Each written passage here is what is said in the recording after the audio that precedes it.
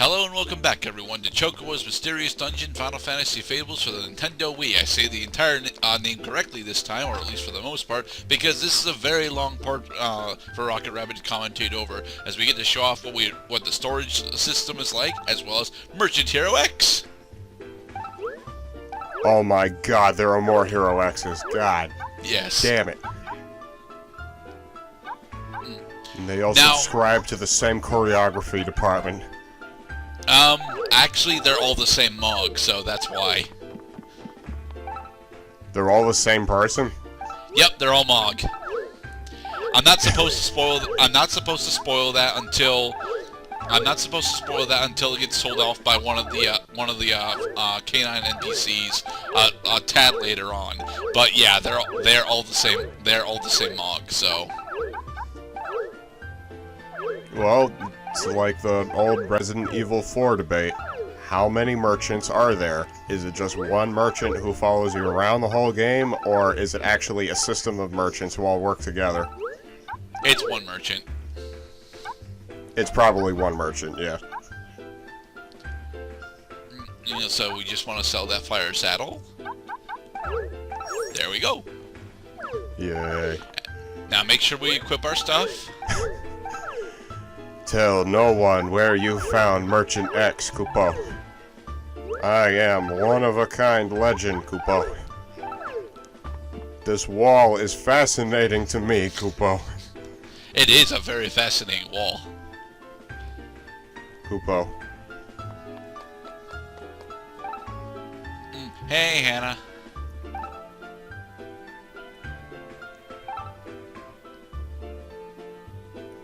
So yeah, apparently Pastor Roche and Mayor Gale had an election in order to decide who would be the leader of the town, and Mayor Gale won. Yay. Hi, Sherma.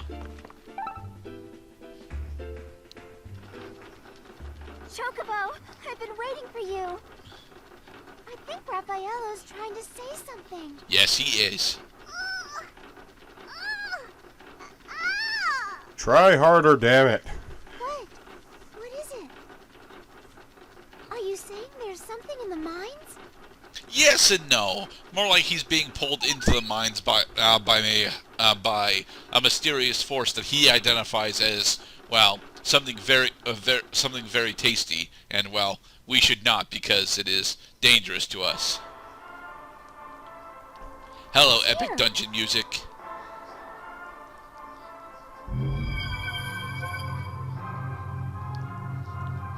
I will use my And so magical beam Raffaello powers. uses his mystic dungeon finding powers in order to open up this wall. Hey look, it's shaped like a phoenix. Jesus Christ. This baby is dynamite. Sherma, why did you put him down? Raffaello, Quickly, he's crawling away. Go. Stop him. Edward. Demon baby who blows up walls and we're still trying to rescue him. Are we sure he needs rescued? Inside. What should we do? Well, Go on, I know what Chocobo. Chocobo You is know what supposed to to do. do in this scenario. The Let's dive into Fuego our first mines? elemental dungeon.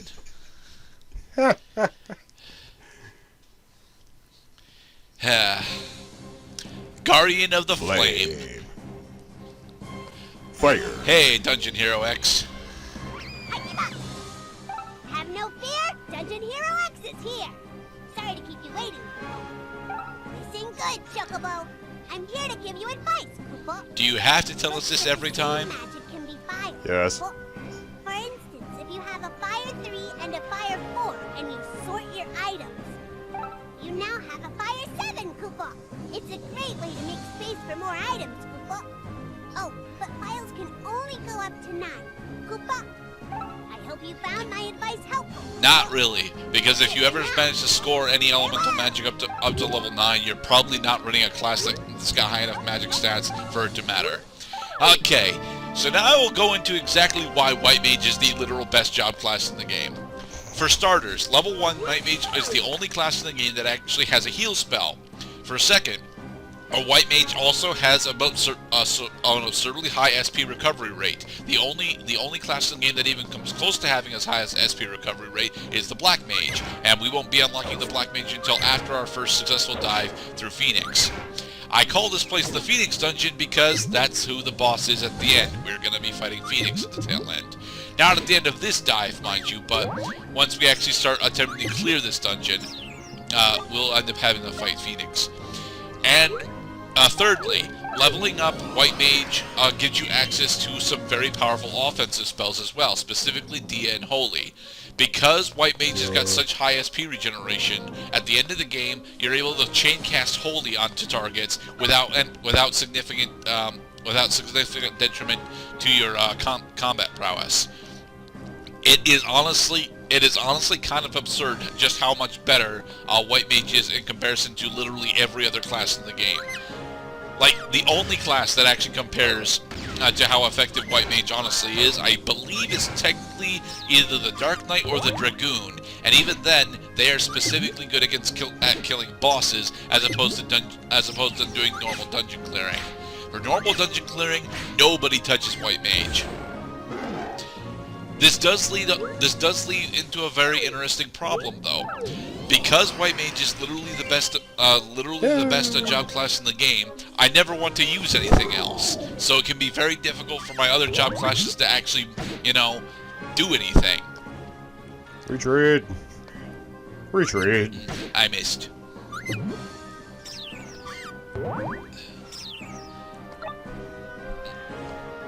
Alright. And nothing else on this floor. Okay, let's go. The first trip through Guardian of the Flame is actually relatively short. I think we're only going up to 410. Watch out, But a trap can lead to a dueling room. Koopa. I wish I could get more dueling rooms, honestly, because we do end up seeing the results of a dueling room much later on in the game. But by the time I get there, I'm up against an enemy that I have no chance of killing. Dueling rooms are actually really important because if you manage to successfully clear a dueling room, you get some stupidly powerful rewards for it usually.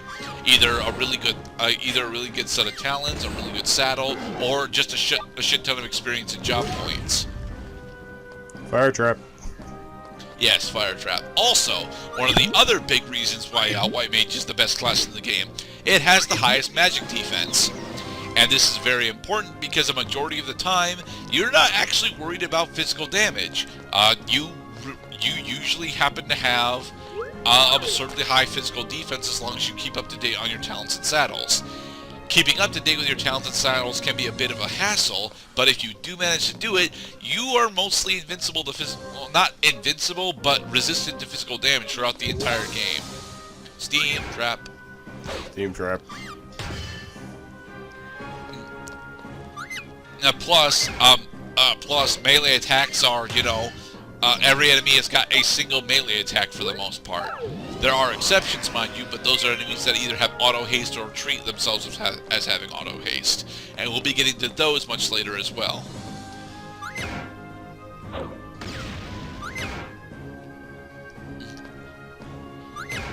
So Cloud, have you ever played a game where one option is just so significantly better that it actually undermines all of the other options?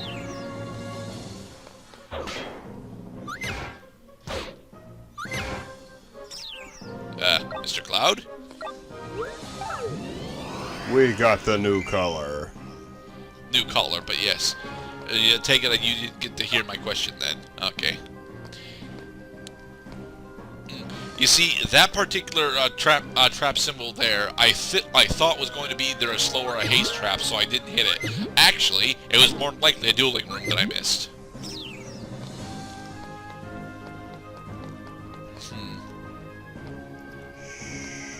Sleeping. Not the way. Hey, a pop-up card. Goblin. Alright, I have to explain what pop-up cards are. Okay, so, in the minigame house, which is in town, there is a particular minigame called, is it Card Pop? Card Pop is technically the name of the Pokemon's mystery event in the TCG game for the Game Boy Color, but I'm gonna refer to it as Card Pop, and it's a collectible card game that allows you to use the cards that you collect whilst you're going through the dungeons and through romantic phrases from Romantic Hero X in order to build a deck in order to battle against either players online or against other various NPCs throughout the game. It is somewhat fun, but it requires me to actually move my emulated Wiimote to the vertical position, which is something I am not currently able to do because I don't know how to actually change the button layout for my Wiimote. It helps to use your abilities against tough enemies. Goodbye. Thank you. Thank you, Dungeon Hero X. That's very helpful to know. Thank you.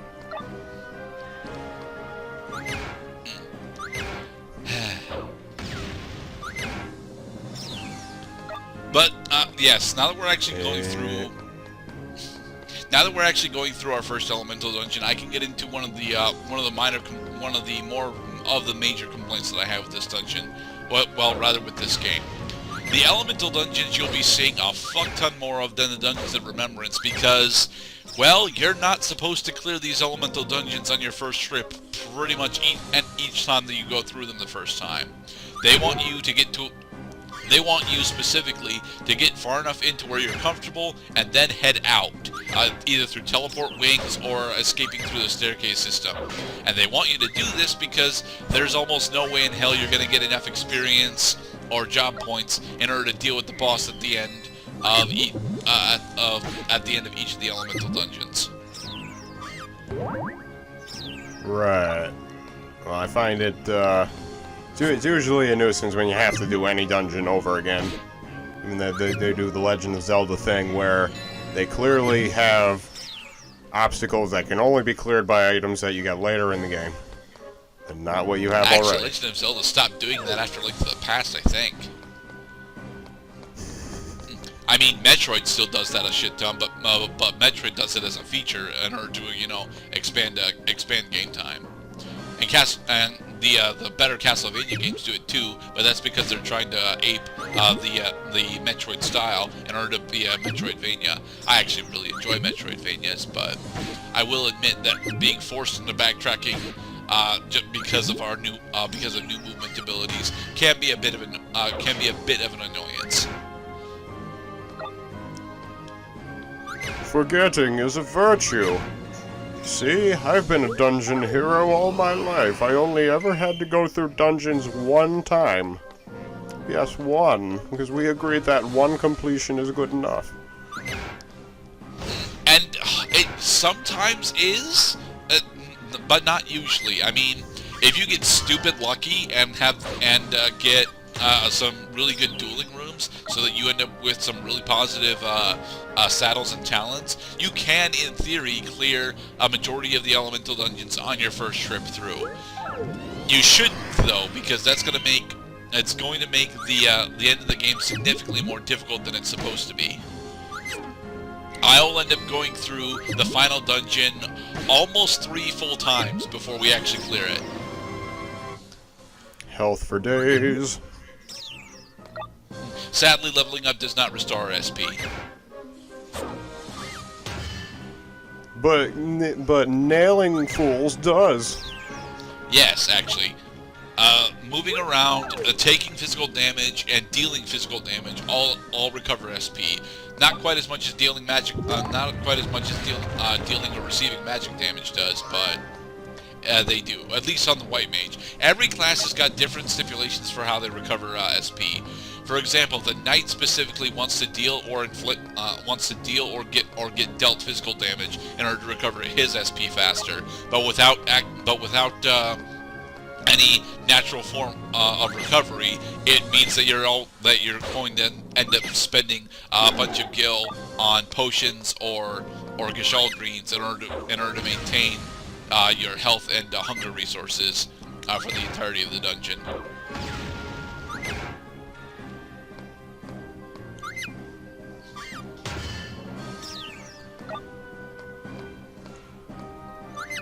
Watch out for the floor trap. They're nice enough to actually show it to you.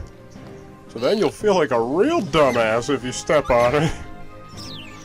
I think the black floor traps are osmos traps, which drain a majority of your SP.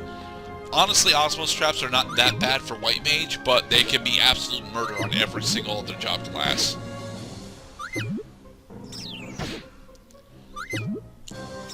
I don't think the cloned Flan monsters can actually drop items or job points. I know that But they drop it. the normal red marshmallows can drop either gil, job points, or fire saddle. That's something that I've not actually gone into. Every monster in the game has got a set drop pool that they can pull from after you defeat them, and a majority of them are just job points and gil. However, we are a level 2 white mage, which gives us access to both protect and shell. Decent spells, but spells that we won't be using until we actually need them for bosses. But yes, if you want to know what items certain enemies drop, this game does not come with a goddamn bestiary. You will have to look it up online in order to figure out if there is stuff that you want to drop. For example, this Mantra Red here, being a Mandragora style enemy, has a relatively decent chance to drop Gashal Green variants or Gil.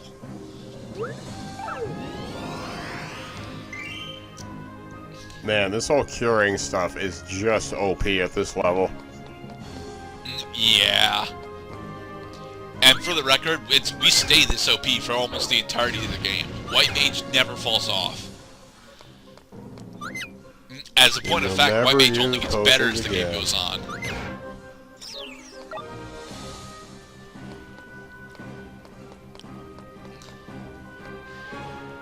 I mean, for this dungeon, they honestly want you to use Knight first because they want to show off just how powerful the melee classes can be. But this is like my 4th time playing through Chocobo's Mysterious Dungeon, so I'm like, no, I'm just gonna stick with White Mage for the entire game. And yeah, we'll be using White Mage for almost the entire game. There are specific special dungeons that I'll be switching out my job class for, either into Knight or a Black Mage.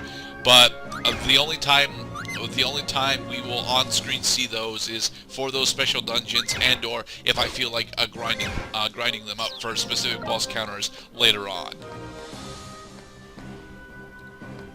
I mean, it comes down to a very simple thing. The object of the game is you have to keep your hit points above 0. So, White Mage is probably going to keep you near full health for most of your treks through here because your special meter recharges really fast.